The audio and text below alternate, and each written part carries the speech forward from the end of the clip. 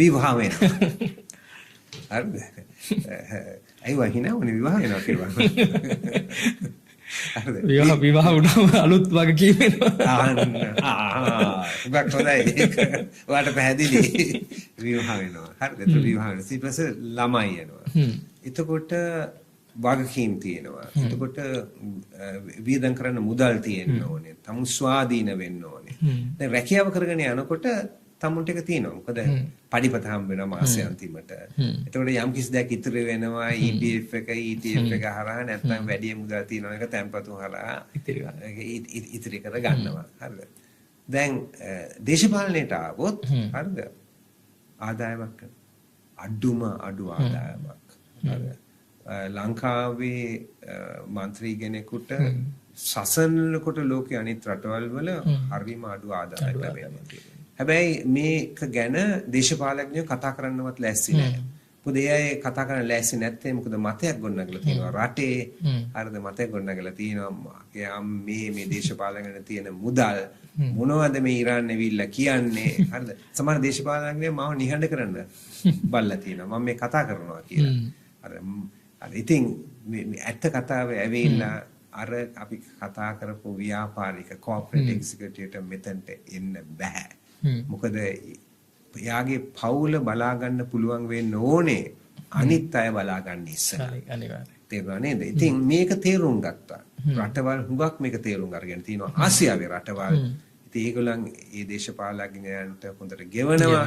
මොකද මෙතනට ආපුවාම ඒ අයට නිදහසේ මේ දේශපාලන කටයුතු කරගෙන යන්න පුළුවන්.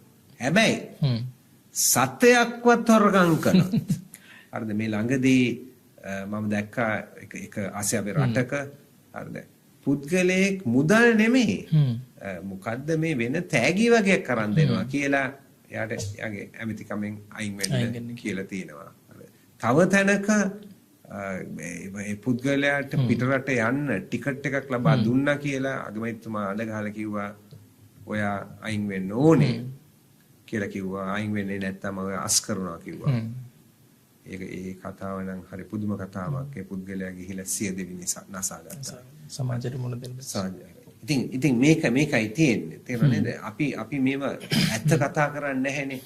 සංගවල කතා කරන්න හදලා. ගොඩක් වෙලාවට ලංකාවේ දේශපාලඥයන්ගේ පඩි වැඩි කරන්න කියලා කිව්වොත් මම හිතන්නේ විශේෂ සමාජ විරෝධයක් එන්න තිර තියෙනවා ඒක. ඔව්. ඉතින් මේක සමාජයට බොරුවක්නේ කියලා තියෙන්නේ. ඉතින් මේක ඉතින් මං කියන්න හදන්නේ මේකයි. හරිද?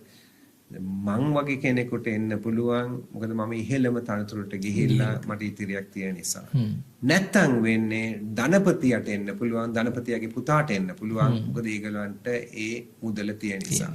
මම කතා කරන්නේ හරිද? එහෙම නෙමෙයි.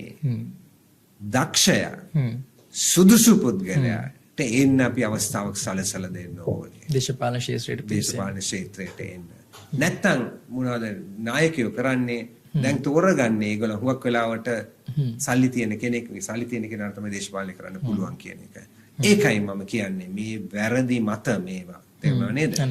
මේක අපි ඉතින් මම කියන්නේ ගෙවන්න කියලා. මම කියන්නේ ගෙවන්න නීතිය කැඩුවොත් හිරේ දාන්න කියලා මම හිතන්නේ මේ සිංගප්පූරුවේ ලී කුවාන් යූ පවා ඔහුගේ තිබ්බ ප්‍රධාන ප්‍රතිපත්ති තුනෙන් දෙකක් තමයි දේශපාලඥයන්ට ඉහළ වේතන ගෙවන්න ඕනේ පඩි ගෙවන්න ඕනේ හොඳට. ඒ වගේම තමයි ඔබතුමා සඳහන් කරපු විදිහටම මේ zero tolerance to corruption zero කිසිම හිරේ දාන්න ඕනේ. හිරේ දාන්න ඕනේ.